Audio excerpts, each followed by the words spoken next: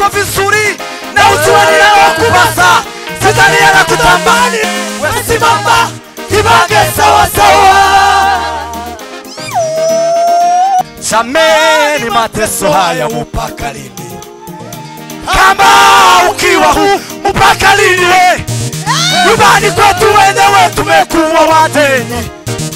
Kwa jina la Yesu, achia. Kwa familia zetu, achia. Kwa watoto wetu, achia. Kwa kanisa yetu, achia. Familia zetu, achia. Mungu zetu, achia.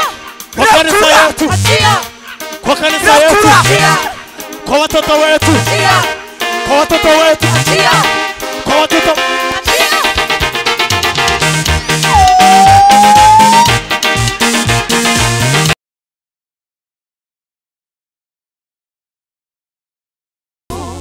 Amarira Amarira ya Yohana yo ya Yohana uyu munsi ni wowe Yohana ayiwa yabonye igisubizo gikwiye Bongere kandi agahinda sanyikiranagi ayiwe yarafite haruwagakuye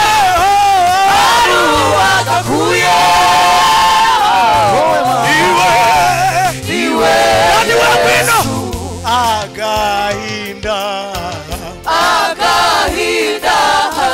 agahinda yarafite mu mutima yarafite haruwagakuye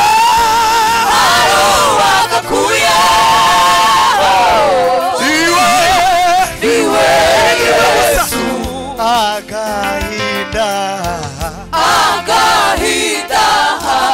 agahinda wasanye mu mutima yarafite haruwagakuye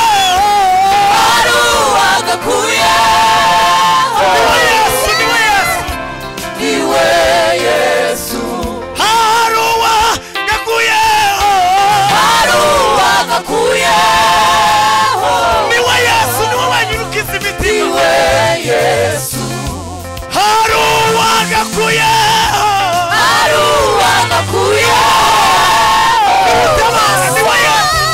iwe Yesu haruwagakuye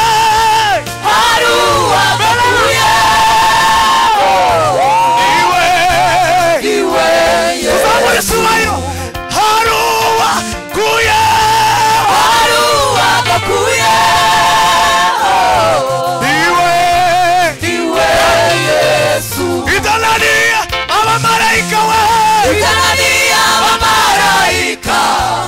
umwami Yesu byose yarabishoboye itanania abamarayika Yesu nshuti yanjye byose yarabishoboye itanania imiryango ikomeye itanania abamarayika umwami Yesu byose yarabishoboye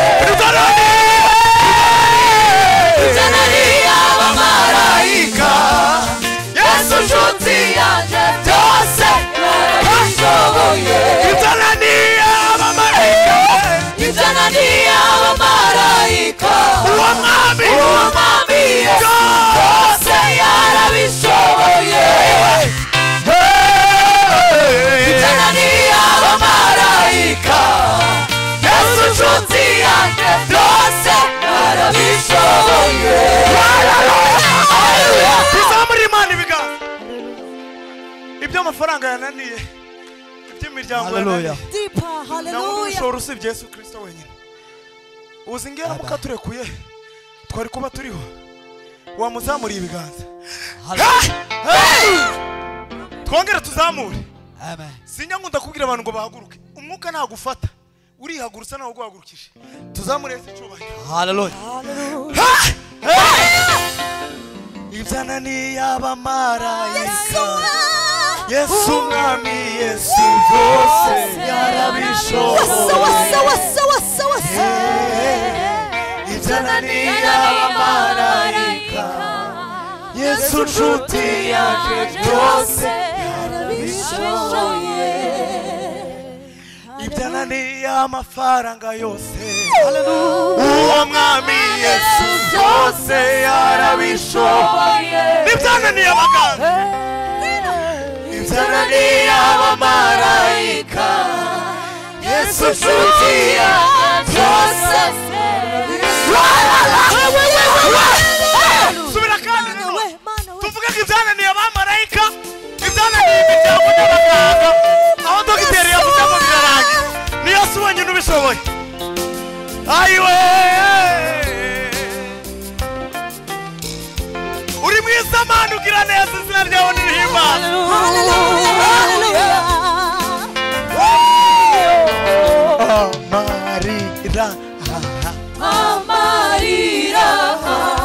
amarira ya Yohana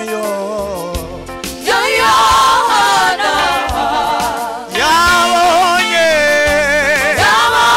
igisubizo Yohana muri aya masaha gikwiriye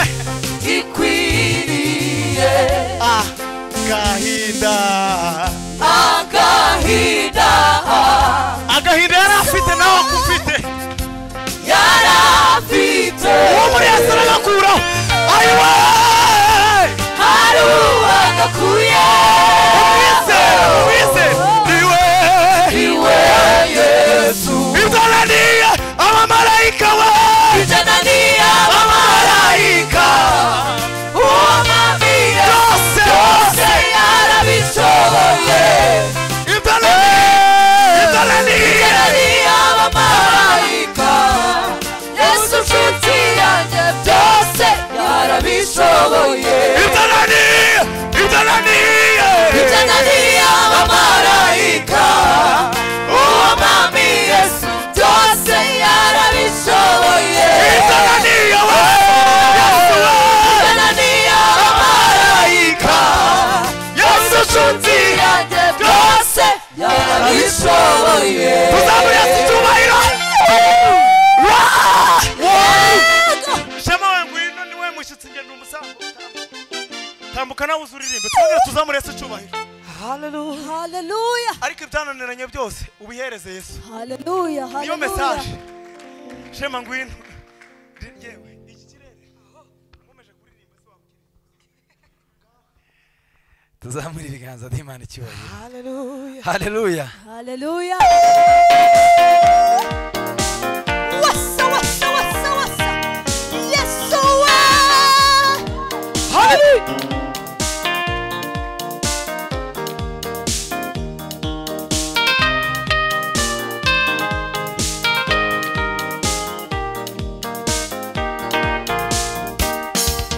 Yesu yakongeje itabaza ryanjye, imuru mwijima umucuragaza, yamagaritse ku musozi wanjye, amizwi zo kuvuga imirimo ye. zaburi ndirimba siya Dawidi, zaburi ndirimba siya bera Asafu, iva mutima ayizanjye, mfite ubuhamya bw'ike. zaburi ndirimba siya Dawidi, zaburi ndirimba siya bera Asafu, iva mutima we ayizanjye, mfite ubuhamya bw'ike. zaburi ndirimba siya Dawidi, zaburi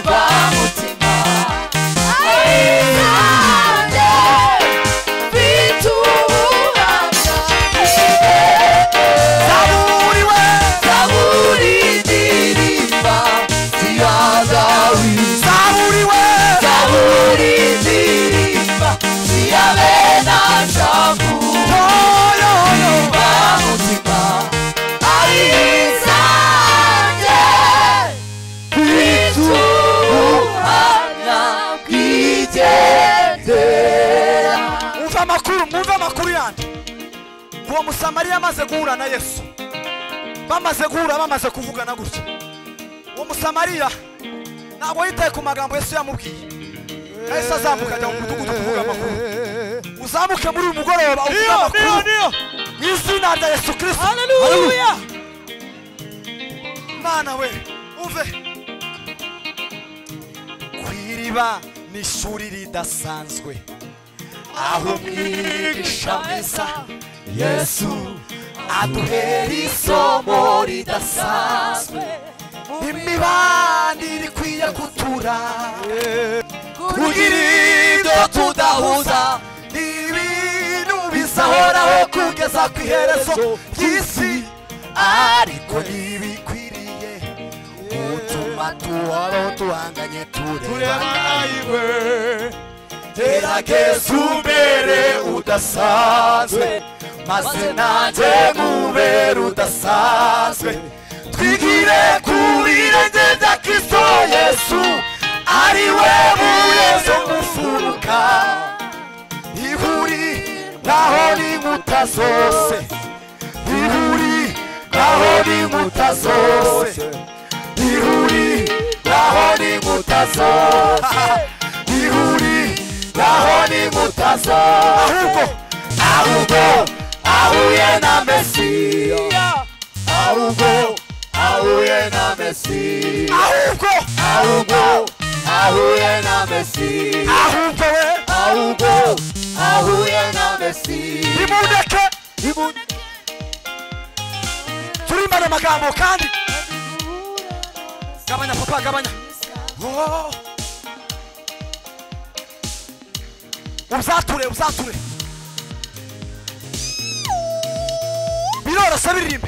Nimundeke rimbe nahuye na Uwahuye nawe ahinduka musha, subira muri makani. Mu kwezi kwa mbere we nabonye ineza yawe, mu kwezi kwa kabiri Imana we nabonye ineza yawe, ayiwe mu kwezi kwa gatatu we nabonye ineza yawe, mu kwezi kwa kane napore wowe nabonye ineza yawe, muri uku kwa gatanu nawe ubona ineza y'Imana, nabonye ineza yawe, nitugera mu kwa gatandatu nabonye ineza yawe, tugeze mu kwa karindwi nabonye ineza yawe, twinjiye mu kwa munani nabonye ineza yawe, tugere mu kwa cyenda nabonye ineza yawe, dusize mu kwa cumi, nabonye ineza yawe, mu kwa cumi na kumwe, nabonye ineza yawe, mu kwa cumi n'abiri nabonye ineza yawe, nabonye ineza ya nabonye ineza yawe, nabonye ineza, nabonye ineza yawe, nabonye ineza yawe, nabonye ineza yawe, nabonye ineza, nabonye ineza ineza yawe. Singira mu izina rya Yesu. Hallelujah. Bwana asifiwe. Amen. Ibyo utaboneye muri uriya mwaka, uyu mwaka mu izina rya Yesu ubibone. Hallelujah. Bwana asifiwe. Hallelujah. Uyu mwaka mu izina rya Yesu ubibone. Tiye kukamara yo ndabona uyu musoga ndatanga. Aho. Yes. Hallelujah.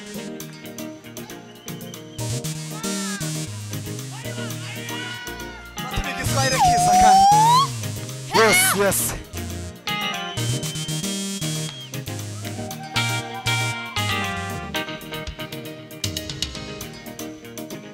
Ahara marira yahinduye umunezero, ahara mu majwi yacu gusa wahinduye umunezero, uzatura muri mugoroba. Ahara bibela ko ndani ya gari ya fomu asali ahari we marira wahinduye umunezero, ahara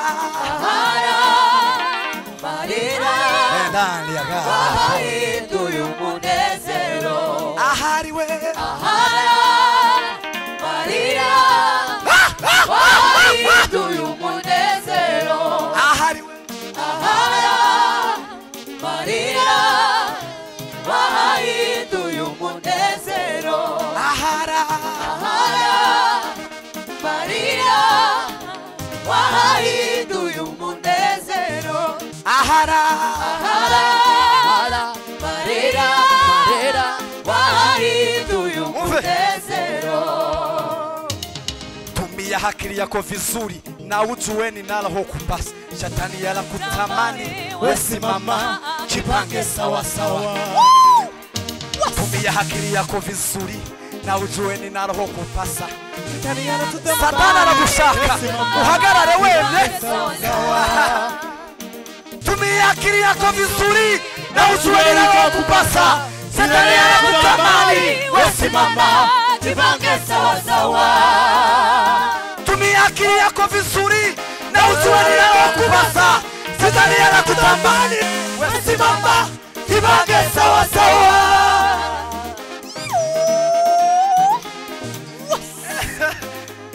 mana we gabanya dukora tipange sawa sawa tipange papa tumia akili yako vizuri na ujueni nalo kupasa shetani anakutamani wesimama jipange sawa sawa simama jipange sawa sawa simama simama simama jipange sawa sawa jipange sawa sawa simama simama jipange sawa sawa simama we simama jipange sawa sawa simama we simama jipange sawa sawa simama we simama jipange sawa sawa simama simama jipange sawa sawa simama we simama jipange sawa sawa simama we simama jipange sawa sawa wumva kandi ariko turi mu mavuta kabisa papa wumva asigaye kandi aho ihute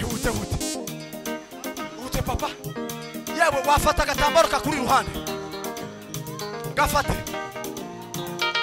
tugiye kwatura mu izina rya Yesu fata agatambaro fata agasharupe fata akantu kakuri ruhande pa namwe mufata udutambaro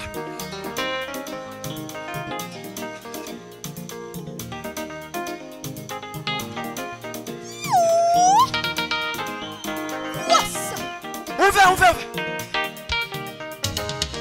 jameni mateso haya mpaka lini kama ukiwa mpaka lini nyumbani kwetu wenyewe tumekuwa wageni kwenye nchi yetu tumekuwa watumwa sisi wetu wenyewe tumekuwa maomba tunaishi kwa mashaka kama watoto wa kambo haki zetu za msingi nazo tumenyang'anywa kumbe shetani humekalia mafanikio yetu kumbe milisi humekamata baraka zetu sasa tunasema tumetatambua vita tutapigana tujue haki zetu take usitake lazima uweshie tunacho achia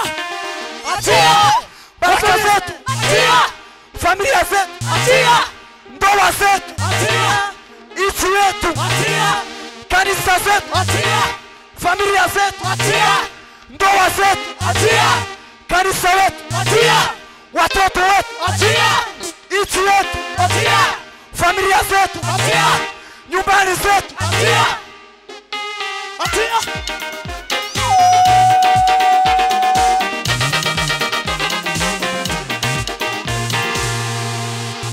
haleluya zamuri biganza Haleluya. ese mwumvisha aya makuru aciye abisobanura kurekura none turimo kubwira satani muri uyu mugoroba ngarekura urubyaro rwacu watoto wetu arekure kanisa arekure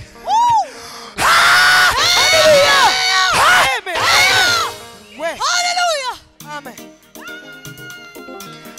amekuvumilia kwa muda mrefu, atufanye hatui sisi na baba yetu. Tumekuwa wajinga, sijui haki zetu. Saa imefika lazima utoke kwetu. Saa imefika lazima utoke kwetu. Saa imefika lazima utoke kwetu. Saa imefika lazima utoke kwetu. Saa imefika lazima utoke kwetu. Saa imefika lazima utoke kwetu. Saa imefika lazima utoke kwetu. Saa imefika lazima utoke kwetu. Sasa tumejua Mungu ni baba yetu. Fedha na dhahabu zote ni mali yetu. Dunia na vilivyo ni mali ya baba yetu. Take usitake lazima uwachoka. Achia. Achia. Achia. Achia. Kwa jina la Yesu. Achia. Kwa familia zetu. Achia. Kwa watoto wetu. Achia. Kwa kanisa yetu. Achia. Familia zetu. Achia. Wango zetu. Achia. Kwa kanisa yetu. Achia. Kwa kanisa yetu. Achia. Kwa watoto wetu. Achia. Kwa watoto wetu. Achia. Kwa watoto